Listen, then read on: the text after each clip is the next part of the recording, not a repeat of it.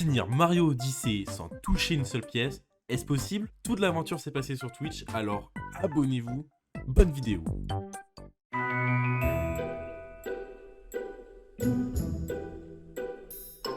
Le pays des chapeaux se passe sans grande difficulté, à part le Broodal qui peut être un petit peu énervant quand on le touche, il libère des pièces.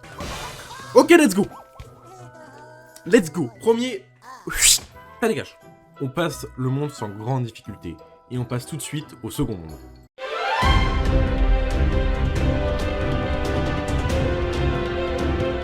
Le pays des chutes est également facile, à part à deux endroits précis. Premier endroit, le pont avec tous les mini Goombas. Si on en touche un, c'est foutu, tu recommences tout car tu chopes une pièce. La deuxième difficulté vient du combat de boss contre le gros lapin. Comme les Broodal, si on touche une fois, elle libère des pièces et donc il faut esquiver. Une fois battu, on récupère les lunes et on peut enfin partir au pays des sables.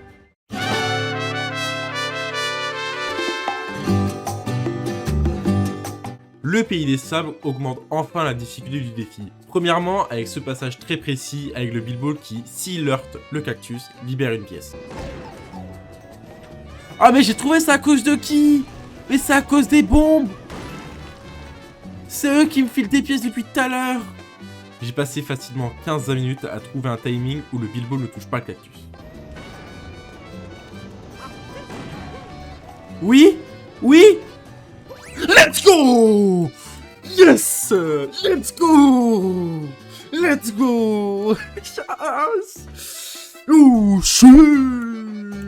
Let's go! Let's go, let's go, let's go, let's go, let's go!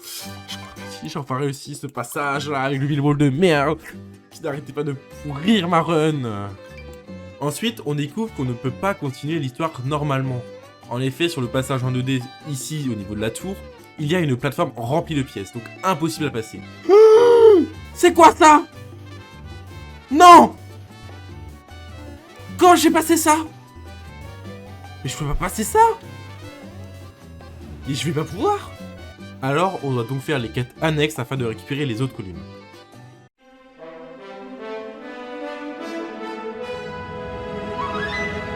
Le quatrième pays, c'est-à-dire le pays de la forêt, sera d'une grande facilité, à part à deux moments précis. Premier moment, on doit rebattre un des Broodal qui nous vomit à la gueule, littéralement. On le bat avec assez de facilité. Tu rates, tu flops. T'es flopesque mon gars. Le deuxième moment, quant à lui, est plus technique. On doit juste prendre une plante pour ensuite grimper une pente. Malheureusement, la pente est remplie d'anneaux. Par la suite, on bat le boss avec une grande facilité car il ne donne aucune pièce. Ça dégage. Pinito pipo. Puis, on part au pays du lac.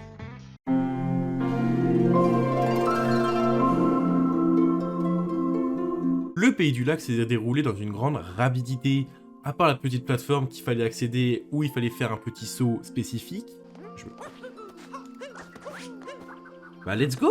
Le monde a été juste une collecte de lunes. Même pas besoin d'aller affronter les Broodal car j'avais assez de lunes.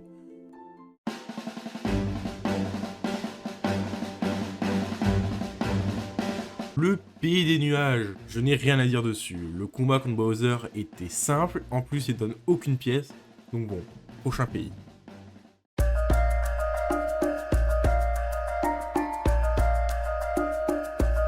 Le pays perdu a été comme le pays du lac, une simple collecte. En même temps, c'est le but du pays. Aucune difficulté, aucun gros mob, ni de pièces cachées qui auraient pu me mettre mal. Le pays a été facile comparé au pays suivant.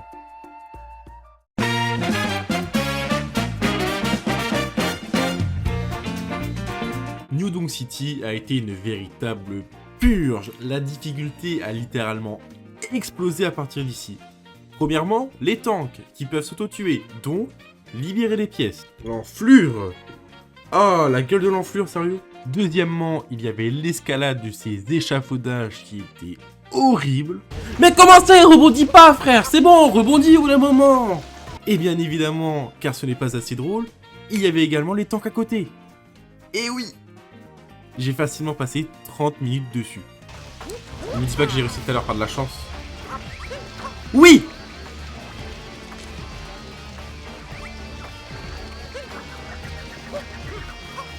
Voilà! On y est.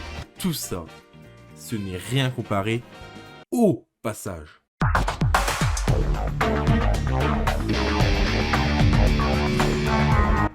Pour être sincère, j'ai failli arrêter le défi ici.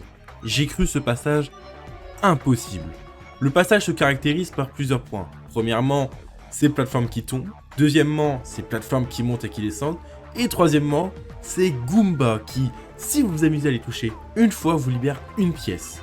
Donc imaginez un mix de tout ça. Limite on s'en fout. Non!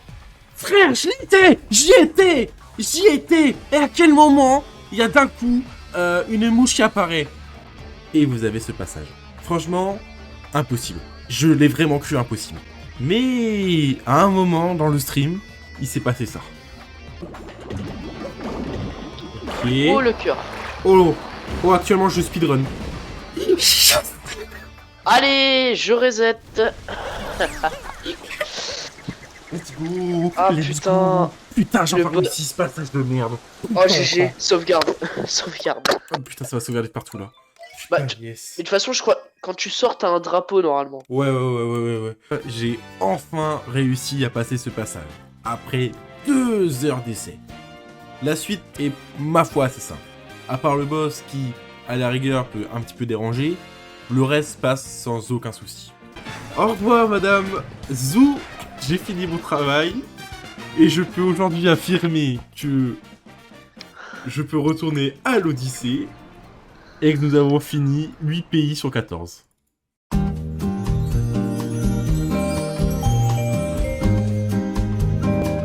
Le pays de la mer était tout simplement une collecte de lune bête et méchante. Pas de combat de boss, ni rien de tout ça. Aucune grande difficulté, juste de la collecte.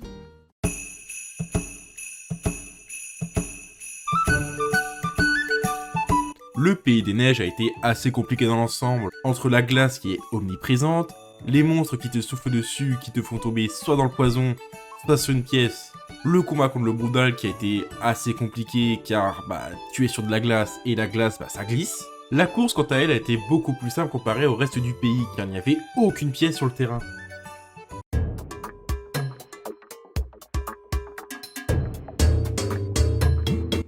Le pays de la cuisine ne m'a pas réellement posé d'ennui. J'ai tenté d'obtenir la lune avec les Goombas, mais trop compliqué entre le maïs et les pièces. Par contre, à un moment, j'ai vraiment galéré. Pour faire simple, à un passage, il y a les freins marteau et du fromage. Le but est de casser les blocs de fromage afin d'obtenir l'interrupteur qui nous permettra d'obtenir la lune suivante.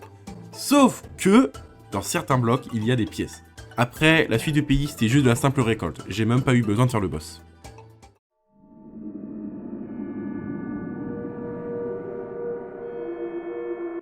Le pays des ruines. Ah, ça fait peur comme pays. Eh ben, que dalle d'une facilité. Dragono est une blague. Aucun gros danger, à part peut-être les petits Goombas. Mais bon, one try, fini, merci, au revoir.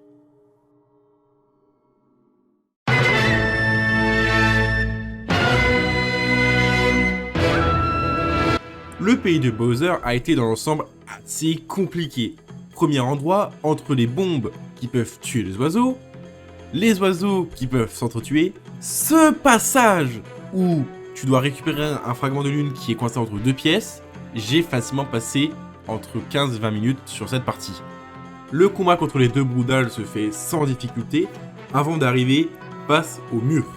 Le grand mur était compliqué entre la surface qui est mouvante, également la grande présence de pièces, c'était insupportable. Mais bon, au bout d'un moment, j'y ai réussi, on a affronté le robot des Broodals d'une simplicité avant d'arriver sur la lune.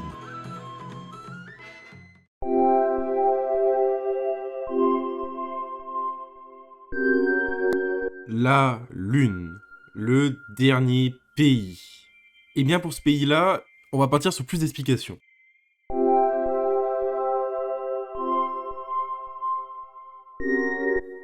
Pour faire simple, afin d'éviter de faire toute la partie qui est énervante et de passer directement au boss, nous devons faire un moonskip. Qu'est-ce que le moonskip? C'est très simple. Il s'agit d'un enchaînement de sauts qui nous permet, grâce au Sphinx, de passer au-dessus de la grotte et donc d'aller affronter directement le boss final, c'est-à-dire Bowser.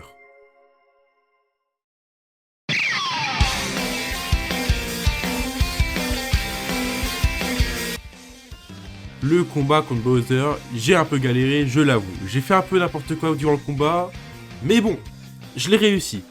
Ensuite, la fuite. Simple également. Pas de difficulté, tranquille. Car il n'y avait aucune présence de pièces. Et bien évidemment, à la fin...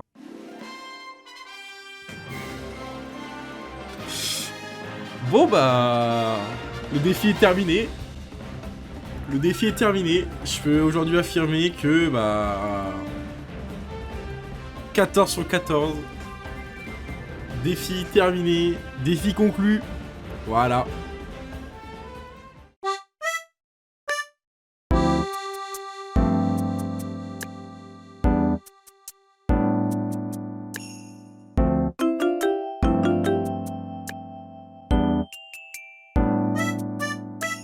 Look at me dead in my eyes, I know that you know that a nigga ain't lying.